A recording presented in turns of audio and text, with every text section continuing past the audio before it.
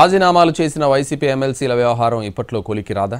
వాళ్ళ రాజీనామాలపై మండలి చైర్మన్ ఎప్పుడు నిర్ణయం తీసుకుంటారు? కొందరు రాజీనామాలు చేసి ఏడాది దాటిపోయింది, అయినా రాజీనామాలకు ఆమోదం లేదు. దీంతో వేచి చూసి విసిగిపోయి తమ దారి తాము చూసుకున్నారు. ఇప్పుడు వైసీపీ ఏం చేస్తుంది? ఇతర పార్టీల్లో చేరిన వారిపై అనర్హతకు డిమాండ్ చేస్తుందా లేదా? శాసన మండలిలో మొత్తం 58 మంది సభ్యులకు గాను వైసీపీకి 35 మంది ఎమ్మెల్సీలు ఉన్నారు. కూటమి ప్రభుత్వం ఏర్పడిన తర్వాత 6 ఎమ్మెల్సీలు వైసీపీకి రాజీనామా చేశారు. జయమంగళ వెంకటరమణ, జకియా ఖానం, బల్లి కళ్యాణ్ చక్రవర్తి, కర్రి పద్మశ్రీ, పోతుల సునీత, మర్రి రాజశేఖర్లు వైసీపీని వీడారు.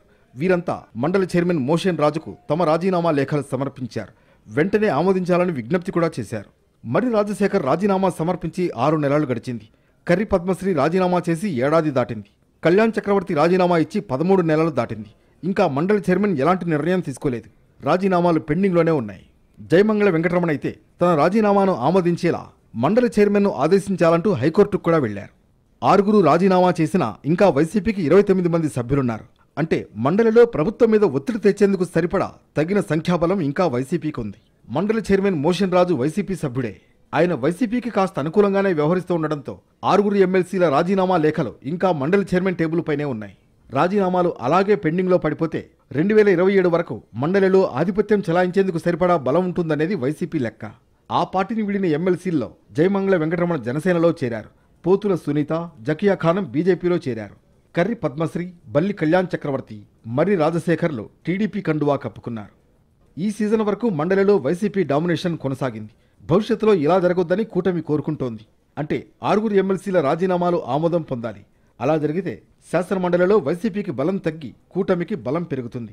వైసీపీ ఎమ్మెల్సీలను ఆకర్షించే ప్రయత్నంలో మరింత వేగం పెంచినప్పటికీ మండలి చైర్మన్ ఇప్పటి వరకు రాజీనామాలు ఆమోదించకపోవడం కూటమికి పెద్ద సమస్యగా మారింది. మరోవైపు వైసీపీ అధినేత జగన్ కూడా పోయేవాళ్లు పోతారు, ఉండేవాళ్లతోనే ముందుకు సాగుదాం అన్నట్లుగానే రాజకీయాలు చేస్తున్నారు. పార్టీని వీడాలనుకునే వారిని ఆపే ప్రయత్నం కూడా చేయడం లేదు.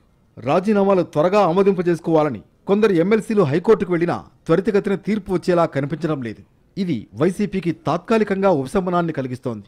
రాజీనామాల ఆమోదం కోసం కూటమి ఎన్ని ప్రయత్నాలు చేస్తున్నా మండలి చైర్మన్ అండదండలు ఉన్నంత వరకు వైసీపీకి వచ్చిన ఇబ్బందులేవీ ఉండవు.